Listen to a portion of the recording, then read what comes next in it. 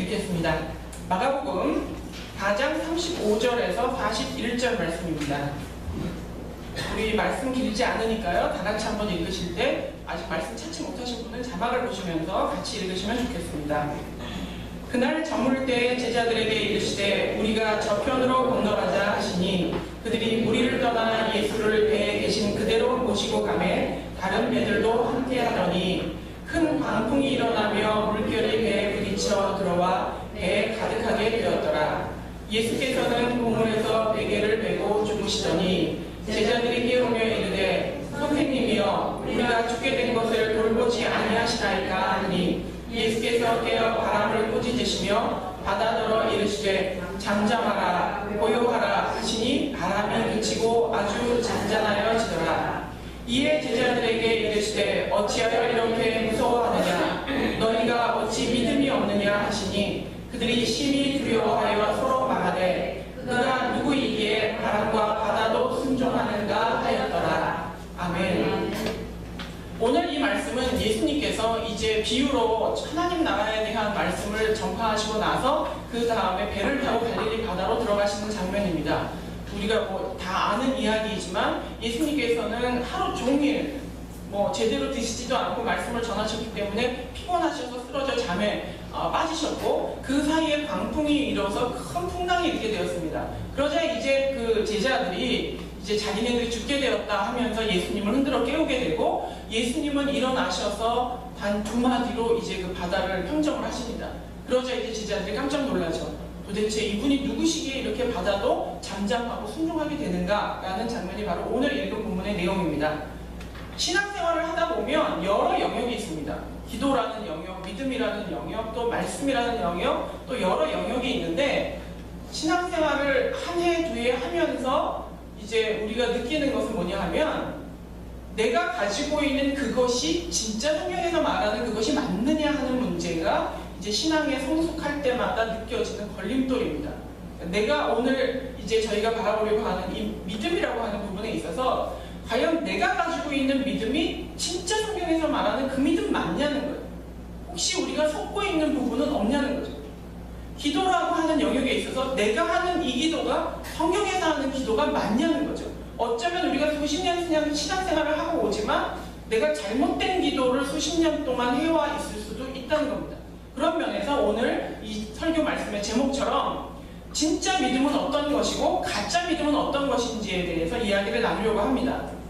우리가 잘 아는 대로 이 플라세보 효과라는 것이 있죠. 이거 어떤 약을 먹었는데 의사가 진짜 그 질병을 치료하는 약을 준 것이 아니라 설탕을 버무린 가짜 약을 줬는데도 불구하고 그것이 효과가 있다 하는 것을 플라세보 효과라고 합니다. 실제로 2008년도에 발표된 미국의 의사를 대상으로 그 설문조사한 결과가 어떻게 되어 있냐면요. 절반에 해당하는 의사, 그러니까 50% 가까운 의사들이 가짜 약을 처방하고 있다고 실제로 인정을 한다고 해요. 이 설문조사는 미국에서뿐만이 아니라 덴마크, 이스라엘, 영국, 스웨덴, 뉴질랜드에서 설문조사를 한 것도 동일한 결과를 이야기하고 있다는 겁니다. 그러면 도대체 왜 이 의사들이 윤리적인 문제를 제쳐놓고라도 왜 이 설탕으로 버무린 약을 처방하냔 말이에요. 그건 실제로 효과가 있기 때문에. 그러니까 환자에게 이 가짜 약을 처방을 했을 때 이 환자들이 이 약이 진짜 약이라고 믿고 그 자기가 믿은 대로 실제로 그 질병의 어떤 증상들이 완화되는 것을 느낀다는 거죠. 또 다른 한편의 이 이야기는 노세보 효과라는 것이 있다 그래요. 그러니까 플라세보 효과에 반대되는 개념인데 가짜 약을 주면서 이 약이 당신에게 위장장애를 조금 일으킬 수 있습니다 라고 이야기를 한대요. 근데 그 가짜 약인데 그걸 먹고 실제로 위장장애가 일어난다는 거예요. 병도 치료가 되는 것처럼 스스로가 느끼지만 정말 설탕을 먹었는데 위장장애가 일어나는 거예요.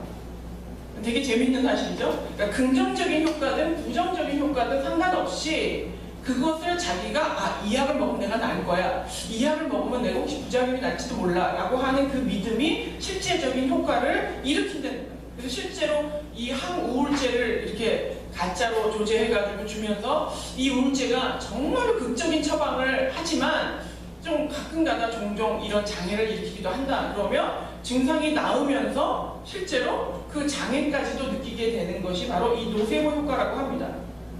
여기에서 우리가 주목해야 되는 사실은 가짜를 믿는 믿음에도 효력이 있다는 거예요.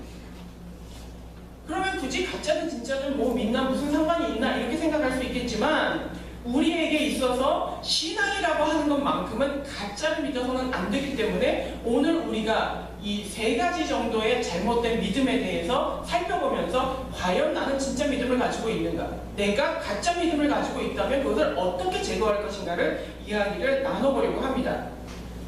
오늘 이제 세 가지의 잘못된 믿음의 그 첫 번째입니다. 잘못된 대상을 믿는 믿음이 가짜 믿음의 그 첫 번째입니다. 다시 말하면 진리가 아닌 것을 믿는 믿음. 아까 그 예를 설명드린 것처럼 가짜 약을 먹고도 자기의 증상이 완화될 수 있는 믿음. 진리적인 대상이 아니죠. 이 약은 가짜 이미 증명이 되어 있는 상황이에요. 그럼에도 불구하고 그것을 믿는 믿음. 잘못된 대상을 믿는 믿음이 바로 우리가 고려해야 될 가짜 믿음이에요. 신학적인 영역에 있어서는 우상을 믿는 믿음, 무당을 찾아가는 믿음, 진리가 아닌 것을 믿는 믿음, 예수 그리스도가 아닌 다른 신을 믿는 믿음, 이 모든 것들이 총칭해서 잘못된 가짜 믿음이죠. 우리는 이것만이 가짜 믿음이라고 생각하지만 사실은 그렇지 않습니다. 우리에게 있어서는 나 자신을 믿는 믿음, 나의 실력을 믿는 믿음, 실제로 능력이 없는 어떤 존재를 향하여서 믿는 믿음, 심지어는 긍정적인 사고를 하면 우리 인생이 잘 될 거라고 생각하는 그것도 저는 진리가 아닌 가짜를 믿는 믿음이라고 생각을 합니다. 어찌 보면 신앙과 결탁되어서 긍정적인 사고가 마치 우리의 인생을 바꿔놓는 것처럼 이야기하는 것도 저는 그것이 진리는 아니라고 생각해요. 물론 효과는 있습니다. 심리적으로 우리를 긍정적으로 만들어서 우리를 더 적극적인 삶을 살게 하고 더 좋은 열매를 맺게 할 수 있지만 그것이 진리는 아니라는 거예요. 결혼하기 전에는 아버지를 믿고 결혼하고 나서는 남편을 믿고 또 아이를 낳고 나서는 자녀를 믿는 것, 그것이 그냥 여자가 일반적으로 살아나가는 일생이라고 하지만 그런 대상에 대한 믿음도 가짜 믿음이라는 겁니다. 근데 이러한 가짜 믿음들이 갖는 특징은 뭔지 아십니까? 어찌 보면 어떤 때는 진짜 믿음과 유사한 동일한 효과를 보이는 것 같지만 가짜 믿음은 항상 일시적이라는 거예요. 플라세보 효과가 일시적인 것처럼 그것이 진짜 그 질병을 치유하지는 못하는 것처럼 단지 지금 나타나고 있는 증상을 완화시켜주기는 하지만 질병의 근원을 해결하지 못하는 것처럼 우리가 무엇을 믿든지 간에 진짜가 아닌, 진리가 아닌 것을 믿는 믿음은 그 순간에는 효과가 있는 것 같으나 우리의 인생을 바꿔놓을 수 있는 효과는 없다는 사실입니다. 근데 우리 안에는 어떤 유혹이 있냐면 어쨌든 효과가 있으면 되지 않느냐, 뭐가 됐든. 그래서 사람들은 아닌 줄 알면서 전쟁을 찾아가고 아닌 줄 알면서 다른 것을 붙잡게 되고 사람을 의지하게 되고 하는 것이 우리가 가지고 있는 약점입니다. 근데 꼭 기억해야 될 것은 이것은 일시적인 거예요. 효과가 있다 하더라도 그때뿐이라고 하는 것을 반드시 기억해야 됩니다. 오늘 본문에는 두려움에 대한 두 가지의 모습이 나옵니다. 그 제자들의 모습 가운데 첫 번째는 광풍에 대한 두려움이고 이따가도 설명을 하겠지만 두 번째는 예수님에 대한 두려움이에요. 처음에 광풍에 대한 두려움은 뭐죠? 내가 빠져 죽을까봐 생기는 두려움인 거고 두 번째 나타났던 제자들이 가졌던 두려움은 뭐냐면 예수님이 한 두 마디에 딱 그 풍랑을 잠잠케 하자 도대체 이분이 누구시고 나와 함께 있는 이분이 누구신고 하면서 두려움에 빠져요. 이 두 가지의 두려움을 통해서 오늘 또 가짜 믿음을 설명할 수 있을 거라고 봅니다. 이 첫 번째 나타났던 그 두려움은 뭐냐 하면 이 광풍이 나를 빠져 죽게 할 것 같은 두려움인 거예요. 이 바다가 나를 함몰할 것 같은 두려움이에요. 그 힘과 파괴력에 대한 잘못된 믿음이 너무 과도하고 너무 큰 거예요. 왜냐하면 우리가 정말 나뭇잎 같은 배를 타고 광풍을 만났다면 실제로 그 파도는 우리를 삼켜버릴 거예요. 근데 중요한 사실은 제자들은 예수님과 함께 있었다는 사실. 그렇다면 비교를 해보세요.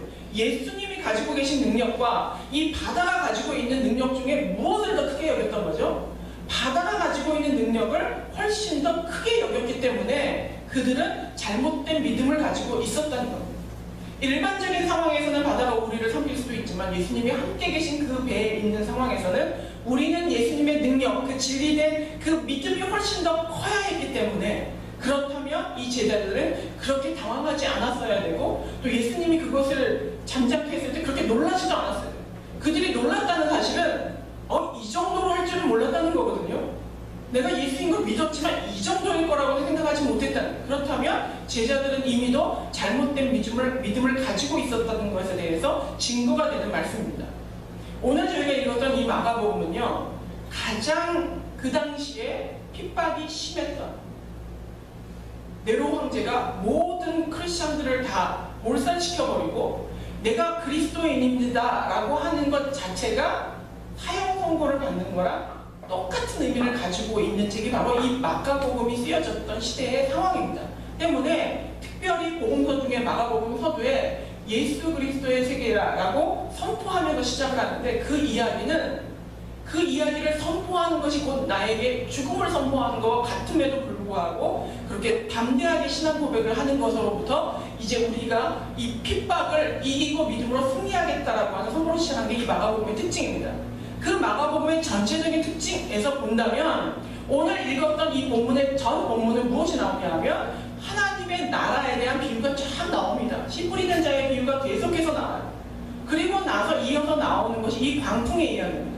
때문에 초대교회에 이 말씀을 읽었던 핍박이 있던 당시에 그 사람들은 이 본문을 어떻게 이해했냐면, 내가 예수를 믿고 신앙 고백을 함으로 말미암아 우리에게 핍박이라고 하는 광풍이 몰아올 텐데 그 광풍을 예수님과 함께하면 우리는 이길 수 있을 것이다 라고 해석을 하면서 그 교회들이 공동체적으로 이 본문의 은혜를 받고 해석을 하고 이해를 했다라고 합니다. 이거와 유사하게 지금 이 시대에 우리가 이 내용을 적용을 해본다면, 우리가 살고 있는 때로는 내가 소속되어 있는 학교나 직장이나 가정이나 혹은 지인들의 모임이나 여러 이 사회 속에서 나에게 몰아오는 광풍을 내 힘으로 제어할 수 없는 때가 많이 있다는 겁니다. 제자들이 가졌던 그 두려움처럼 이 풍랑이 나를 삼켜버릴지도 몰라. 이 핍박하는, 예수를 믿는 사람들이 핍박하는 이 세상이 나로 하여금 죽게 만들 수도 있어 라고 하는 두려움에 쌓였던 것처럼 우리는 이 사장이 나를 삼켜버릴지도 몰라, 내 남편이 혹은 나의 누군가가 시부모님이 나를 삼켜버릴지도 몰라, 혹은 내가 선택한 이 회사가, 내가 하려고 하는 이 사업이, 나의 지금 상황이, 나의 이 질병이 나를 삼켜버릴지도 몰라 라고 하는 두려움을 갖는다면 우리는 최소한 배 안에 있다고 전제할 때 우리는 잘못된 믿음을 가지고 있다는 거예요. 왜냐하면 내가 탄 배 안에는 예수님이 계십니다. 예수님이 계시지 않다면 그 믿음 그대로 질병이 나를 삼켜버리고 그 직장이 나를 삼켜버리고 지금의 상황이 나를 삼켜버릴지도 몰라요. 하지만 그 상황보다 더 크신 예수님이 계시기 때문에 우리는 만약에 이것을 더 집중하는 믿음을 갖는다면 진리가 아닌 것을 과대포장해서 믿는 잘못된 믿음을 우리는 가질 수 있다는 겁니다. 우리가 가지고 있는 잘못된 믿음들의 이 수많은 예들이 있는데,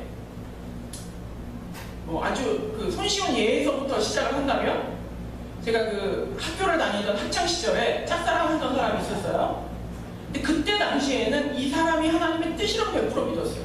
그리고 제가 결혼한 남자는 다른 남자입니다. 그리고 이제 대학 동창들이 있는데 누구지? 그때 아니고 고등학교 때입니다. 그때는 그 사람이 하나님의 뜻이라고 생각하고 내가 세상에서 만날 수 있는 최고의 사람일 거다라고 믿었어요. 그런데 시간이 지나서 나이가 들고 성숙하고 나서 뒤돌아보니까 어떤 마음이 드냐 하면, 내가 지금 살아있는 건 그 사람을 만나지 않아서다. 잘 이해를 안 가시나 본데 그 사람을 만났으면 정말 내 인생 어떻게 됐을까, 이런 마음이 들 정도로 내가 바라보는 그때의 그 시선이 과장되고 잘못되었다. 미성숙해서 그럴 수도 있지만 그때 당시엔 그 사람 아니면 죽을 것 같지만 실제로는 그렇지 않다. 지금 내가 이 회사에서 잘리면 나는 정말로 파산할 것 같지만 실제로 그 일이 벌어진다 하더라도 그렇지 않다는 거예요. 내가 어떤 병에 걸리면 실제로 나는 죽을 것 같지만 그 병에 걸려도 나는 넉넉히 이길 수 있는 그 신앙의 힘을 가지고 있다. 어찌 보면 지금 여러분의 환경에 대하여서 너무 과대포장해서 그것을 너무 거대한 믿음을 가지고 바라보고 있는 것은 아닌지 돌아볼 필요가 있다는 겁니다. 우리가 믿는 것이 진리가 아닐 때 우리는 가짜의 믿음을 가질 수 있고 그 가짜 믿음은 우리로 하여금 큰 두려움에 빠지게 만듭니다. 제자들이 풍랑의 힘을 예수의 힘보다 더 크게 봤던 것처럼 여러분의 지금 현재 상황은 어떠신가요? 여러분이 가지고 있는 여러분 안에 살아계신 예수님보다 지금 내가 처해 있는 문제를 너무 크게 보고 있지는 않은지, 오히려 그것에 대한 부정적인 확신과 믿음을 가지고 있지는 않은지 돌아볼 필요가 있습니다. 두 번째 잘못된 믿음은 어떤 것이 있냐면 올바른 대상에 대한 왜곡된 믿음이 있습니다. 예수를 믿기는 믿는데 그것에 대한 잘못된 오류된 믿음을 가지고 있을 때 우리는 또한 가짜 믿음을 가질 수 있습니다. 이 얘기는 뭐냐 하면, 예를 들어서 우리가 하나님을 알아요. 예수 그리스도를 영접했어요. 근데 예수님은 날 사랑하지 않아요. 예수님은 내가 어려울 때 그렇게까지 던져주지는 않아요. 믿음 좋은 내 친구는 그럴지 모르지만 나는 아닐 거예요. 이거는 우리가 예수 그리스도를 믿고 있지만 그 믿음 가운데도 우리가 잘못된 왜곡된 믿음을 가질 수 있다는 겁니다. 제자들은 예수님을 깨울 때요, 예수님 일어나서 우리를 도와주세요 한 것 같지만 실제로 그 원어를 보면 책망하듯이 예수님을 깨웁니다.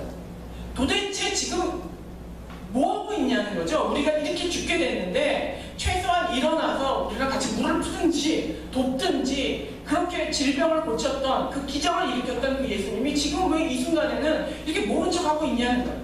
마치 정말 원망하고 책망하는 듯하게 예수님을 흔들어서 깨웁니다. 그들의 마음 가운데는 예수님은 우리한테 무관심해요.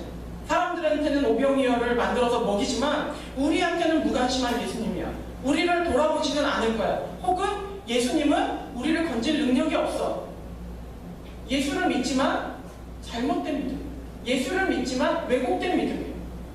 여러분, 이 자리에 계신 우리 모두들, 이 자리를 빛내주고 계시는 수천 명의 우리 성도분들은 안 보는 사람들은 아닌 거예요. 그죠? 비디오만 보면 우리가 있는 각 사람마다 20명이면 20명, 30명이면 30명, 20명이면 20가지의 믿음, 30명이면 30가지의 믿음을 가지고 있대요. 다 각기 다른 색깔의 믿음을 가지고 있대요. 여러분들은 이런 왜곡된 생각을 가지고 있지 않습니까? 하나님은 나를 면밀히 도와주시지는 않을 거예요. 가끔 뜸은 내가 아주 급할 때, 절벽 끝에 매달려 있을 때, 그럴 때만 도와주셔. 내가 아주 죽을 똥살똥 금식 기도나 해야 나를 도와주셔 라고 생각한다면 그것도 예수를 믿지만 올바른 대상을 향하고는 있지만 왜곡된 믿음을 가질 수 있다는 겁니다. 그 왜곡된 믿음에 대한 근거가 41절에 나옵니다. 그들이 심히 두려워하여 서로 말하되 그가 누구에게 바람과 바다를 순종하게 하는가.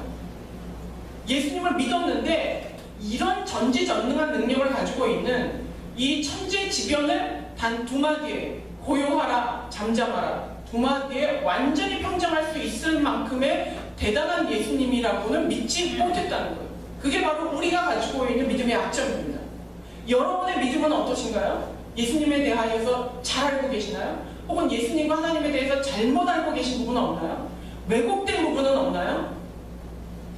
다른 사람은 사랑하지만 나는 사랑하지 않아. 다른 사람의 인생에는 정말 드라마틱한 일이 일어나지만 내 인생에는 그런 일이 일어나지 않는다고 생각한다면 우리는 왜곡된 가짜 믿음을 가지고 있을 수 있다는 겁니다.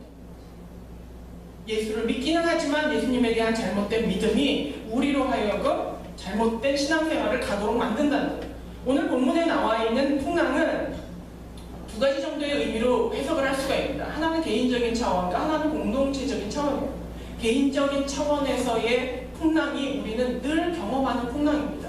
이 제자들에게 있어서 오늘 그 마가복음의 본문에 있어서 나와 있는 것을 보면 너희가 이제 하나님의 나라는 이렇다. 내가 뿌리는 이 씨를 받아 먹어서 좋은 그 밭에 뿌린 씨앗이 열매를 맺으면 그것이 천국과 같이 될 것이다. 이런 수많은 이야기들을 읽은 사람들이 예수를 받아들이고 하나님의 나라를 자기의 이 제자도를 선택을 했을 때 이 풍랑과 같은 것이 몰려와서 나의 시험을 유혹하고 핍박하고 힘들게 만들 때 과연 나는 어떻게 이길 것인가에 대한 해답으로서 이 개인적인 차원의 풍랑을 예수님이 잠잠케 하신 것일 수 있습니다.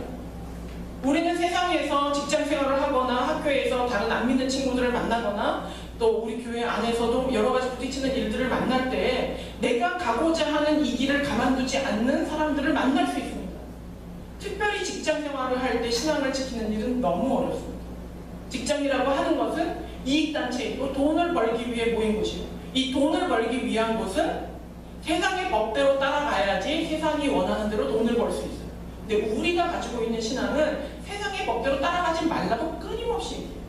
그럴 때마다, 그런 태도를 보일 때마다 다른 사람들은 우리에게 너는 왜 그런 태도로 직장 생활을 하느냐, 그렇게 해서 어떻게 다른 회사를 이기겠느냐 라고 우리를 핍박해 올 때에 어쩌면 이 동일한 풍랑이 내 마음 가운데도 올 수 있어요. 그럴 때 우리는 무엇으로 그것을 이길 수 있냐는 겁니다. 혹은 그러한 신앙적인 부분이 아니라 인생적인 부분에 있어서도 어느 순간 내 배가 확 뒤집혀지는 일이 올 때가 있어요. 내가 의도하지 않았는데도, 내가 잘못하지 않았는데도 타의에 의해서 사기를 당하거나 배신을 당하거나 어려움을 당하거나 다른 사람에 의해서 그 일들이 갑자기 나를 덮쳐왔을 때 그것도 개인적인 차원의 풍랑이 될 수 있어요. 그 개인적인 차원의 풍랑도 예수님이 함께 타고 계신다면 우리는 절대로 죽지 않아요. 절대적으로 승리할 수 있다는 겁니다. 인생에 제가 우리 친구들이랑 카톡으로 이렇게 단체 카톡을 하는데 한 친구가 이런 얘기를 했어요.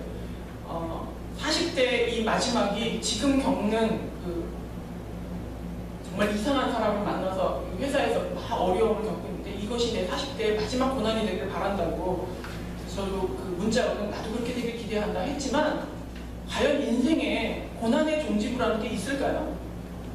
저는 없다고 봅니다. 그리고 없는 것이 성경적이라고 생각합니다. 고난은 파도와 같아서 철석하고 왔다가 가는 것 같지만 또 철석하고 오는 거예요. 다만 그 크기가 다를 뿐이지 반복적으로 우리에게 다가오는 것은 꼭 파도처럼 다가오는 고난인 것 같아요. 때문에 우리의 인생에 고난의 종지부가 있을까? 주님을 만나야지 저는 그 고난의 종지부가 지켜진다고 생각을 합니다.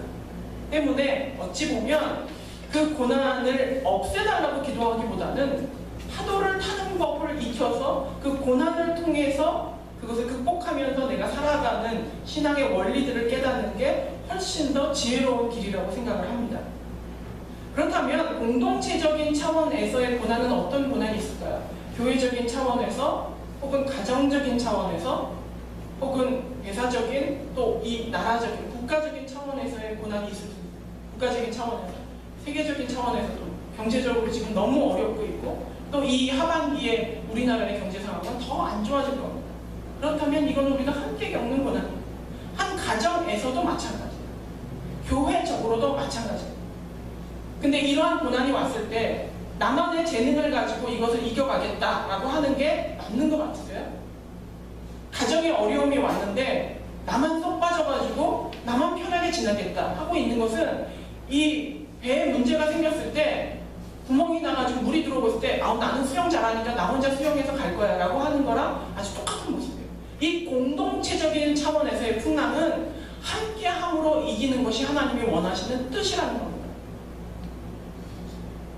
승리의 기쁨과 우리에게 아름다운 추억이라고 하는 것은요, 방에서 뒹굴뒹굴하고 있을 때 그것이 추억으로 남는 경우는 없어요.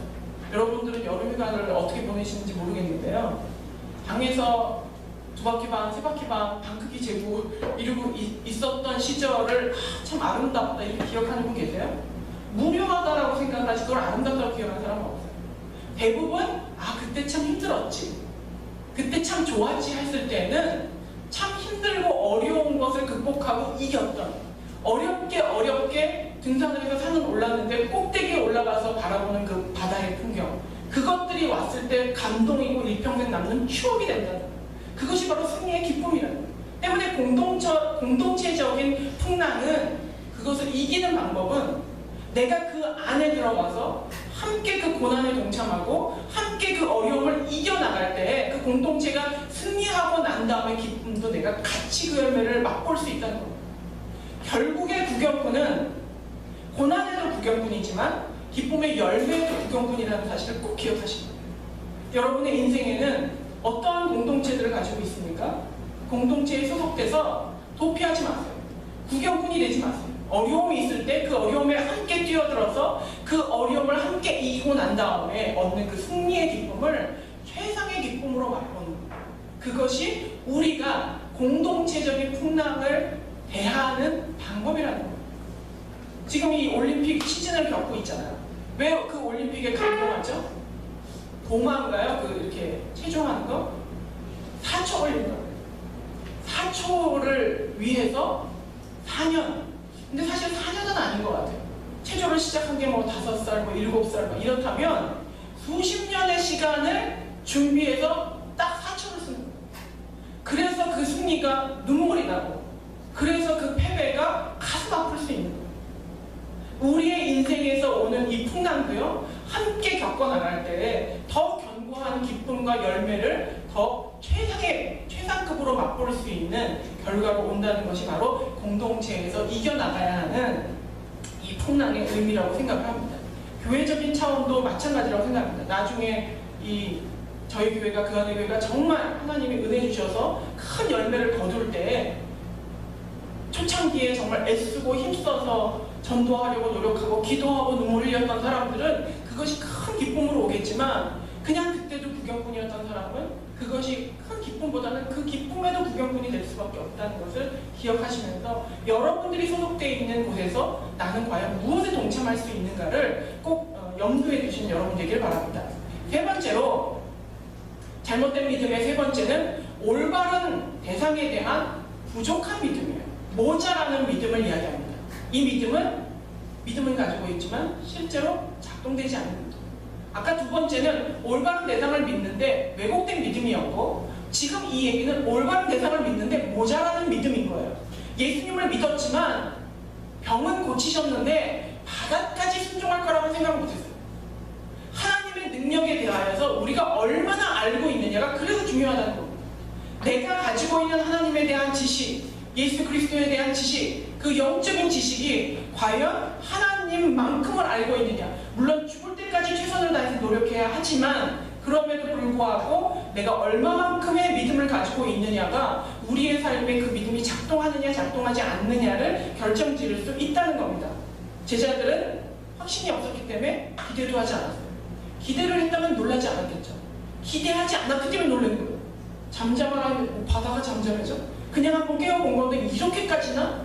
화들짝 놀라면서 그 경외로움이 두려움까지 가기, 이러는 것은 제자들의 애초에 예수님에 대한 믿음이 요만큼밖에 없었다는 거예요.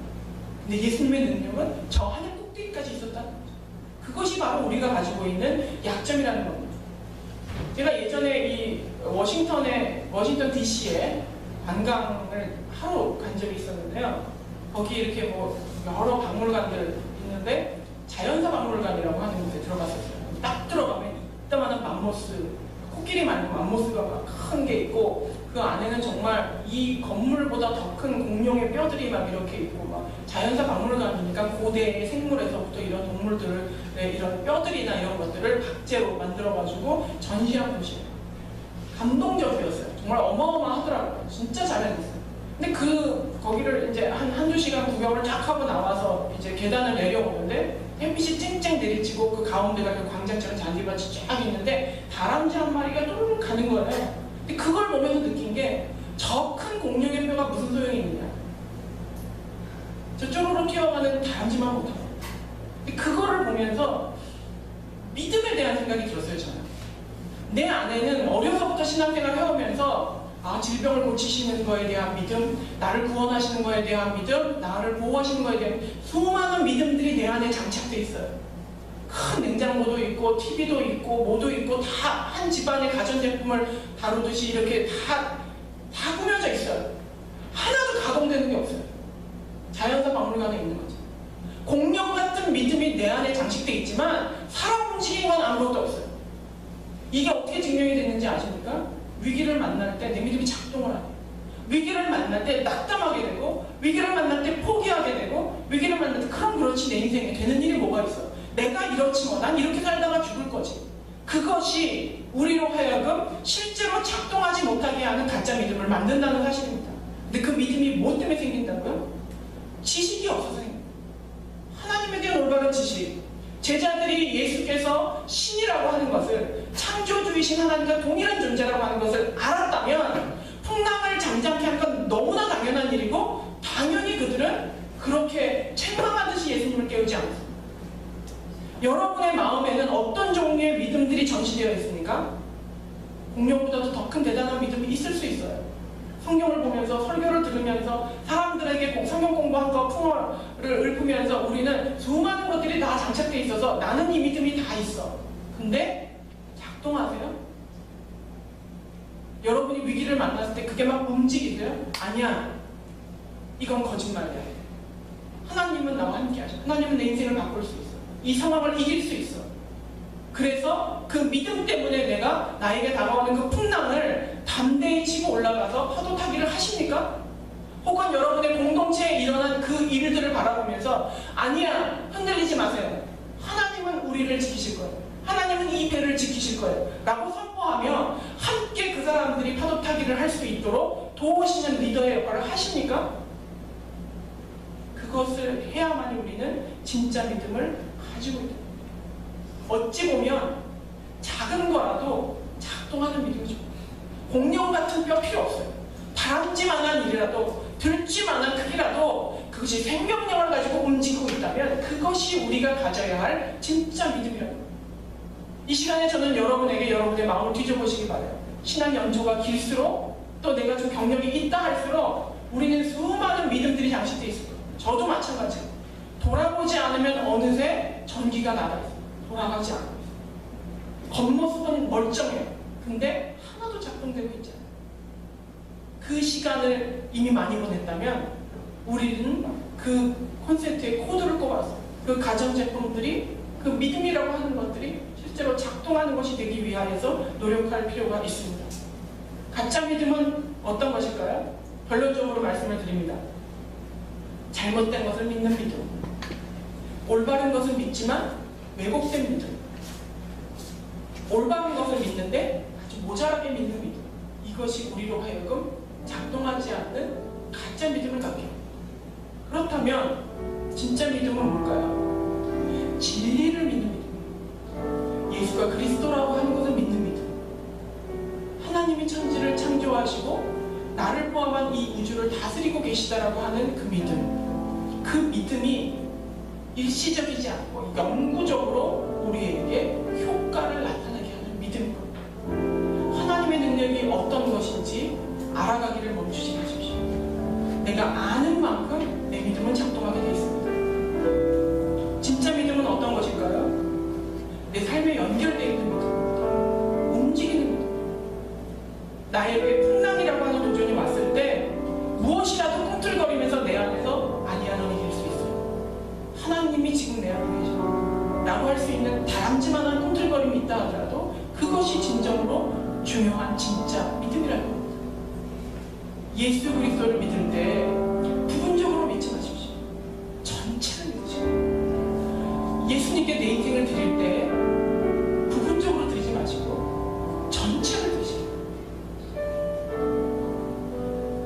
우리는 반복적으로 그 진리 안에 거하기 위해서 노력할 필요가 있습니다. 나의 삶과 나의 인생을 들여서 그 믿음을 작동하도록 애쓰는 여러분 되시기를 바랍니다. 이 시간에 다 같이 기도하실 텐데요. 여러분에게 예수는 누구십니까?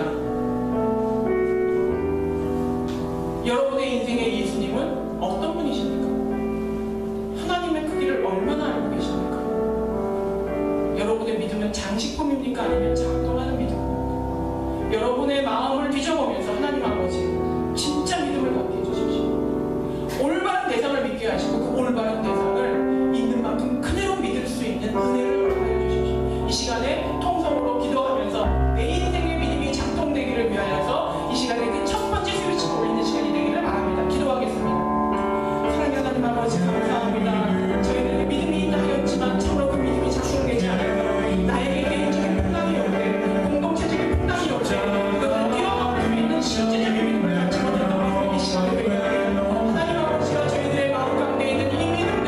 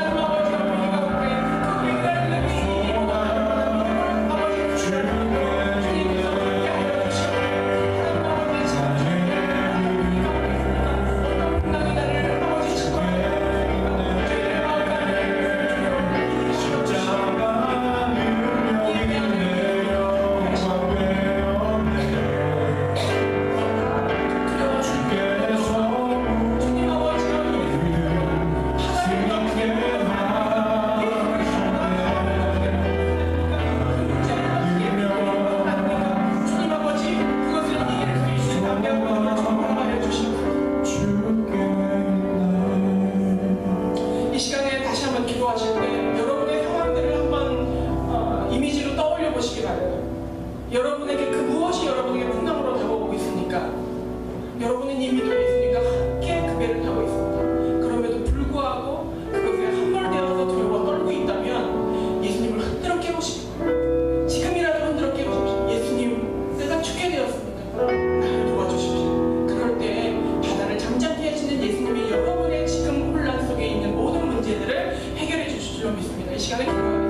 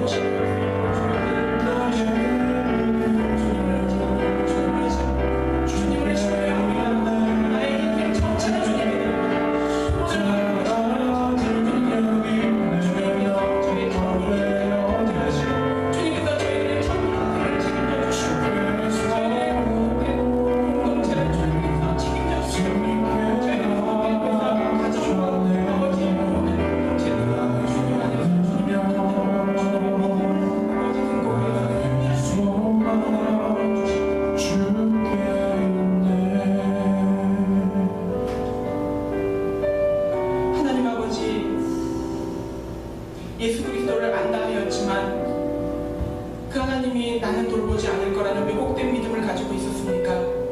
내가 아는 하나님이 너무 작지는 않았습니까? 저희들이 가지고 있었던 가짜 믿음이 있다면 그것을 벗어버리게 하여 주시옵소서.